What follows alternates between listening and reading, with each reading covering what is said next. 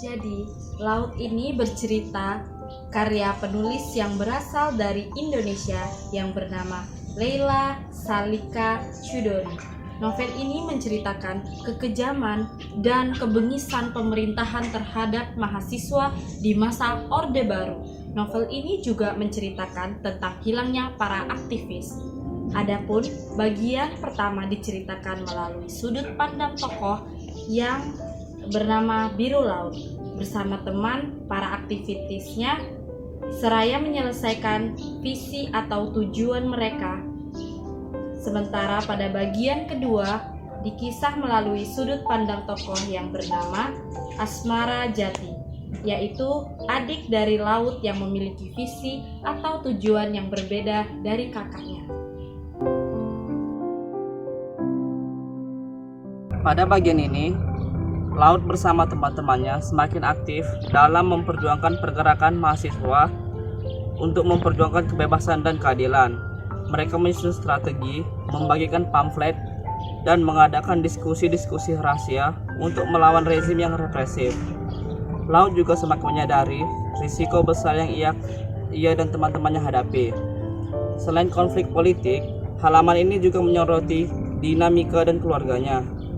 Ketegangan dan rasa takut terus meningkat karena ancaman dari militer, aktivis yang mulai hilang dan diculik.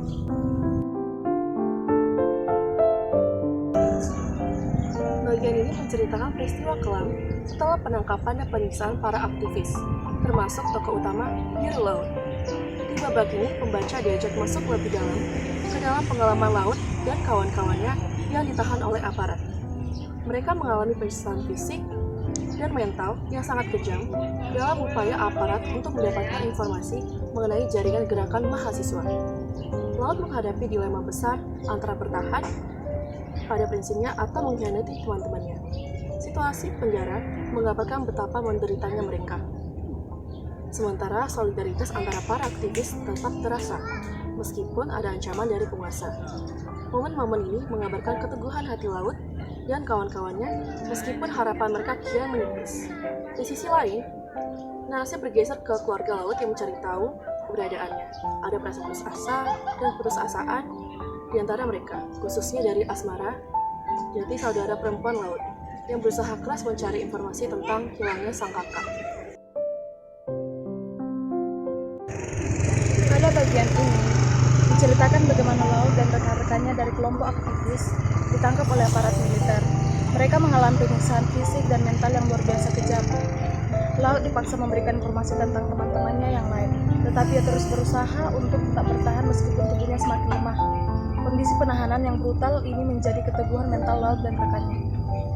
Laut mungkin menyadari bahwa banyak dari teman-temannya telah menghilang atau dibunuh. Harapan untuk bertahan hidup dan kembali ke keluarganya semakin tipis. Bagian ini menyoroti penderitaan batin yang mendalam ketika Laut harus menerima kemungkinan kematian serta rasa putus asa yang mulai menguasai pikirannya. Namun Laut teguh dan pada prinsipnya untuk tidak mengkhianati perjuangan mereka. Dalam situasi yang penuh ketidakpastian, Laut merefleksikan kehidupan dan perjuangan yang telah ia lalui. Ia teringat pada masa-masa ketika ia dan teman-temannya masih bisa tertawa berjuang bersama-sama. Bagian ini menggambarkan bagaimana Laut mencoba berdamai dengan kemungkinan kematiannya, sembari tetap memegang teguh keyakinannya pada pentingnya kebebasan dan keadilan. Pada bagian akhir dari bab ini, nasib Laut dan para aktivitas lainnya digambarkan semakin tragis. Sebagian dari mereka dihilangkan secara paksa oleh aparat tanpa jejak atau pemberatan kepada keluarga mereka. Ini mencerminkan praktik penghilangan paksa yang marak terjadi selama masa Orde Baru, di mana banyak aktivis yang tidak pernah ditemukan kembali. Bagian ini cerita bergeser ke sudut pandang Asmara Jati adik Laut yang menggambarkan duka dan penantian keluarga korban yang tak kunjung menemukan kepastian tentang nasib keluarga orang yang mereka cintai. Mereka terus mencari jawaban dan keadilan meskipun harapan semakin menipis. Muncul pula penggambaran bagaimana keluarga korban terus merawat kenangan akan Laut dan para aktivis lain, sembari berusaha melanjutkan hidup di tengah tekanan sosial dan politik yang berat. Novel ini menunjukkan betapa besarnya trauma yang ditimbulkan oleh pelanggaran HAM yang terjadi pada masa itu. Leila S. Chowdhury menggambarkan kisah ini dengan penuh empati dan ketegangan emosional, mengangkat isu-isu tentang kehilangan aktivis politik, perjuangan melawan ketidakadilan, dan dampak yang ditinggalkan pada keluarga serta masyarakat. Bagian ini juga menyoroti pentingnya ingatan kolektif untuk memastikan bahwa tragedi serupa tidak terulang di masa depan. Dalam novel Laut Bercerita, terdapat nilai budaya, yaitu mereka menunjukkan rasa kebersamaan mereka dalam memperjuangkan keadilan dan kebebasan. Hal ini mencerminkan budaya gotong royong dan rasa persaudaraan yang kuat dalam masyarakat Indonesia. Pendidikan bukan hanya sekedar di ruang kelas, tetapi juga melalui pengalaman hidup, kesadaran sosial, dan keberanian untuk melawan penindasan.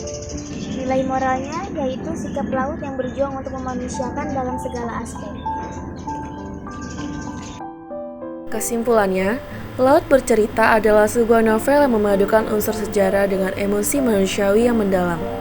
Melalui narasi yang kuat, Leila Salika Chowdhury menghadirkan potret penting tentang keberanian, persahabatan, serta duka yang menyertai perjuangan melawan tirani, mengingatkan pembaca akan pentingnya menuntut kebenaran dan keadilan bagi mereka yang telah hilang atau terpinggirkan oleh sejarah.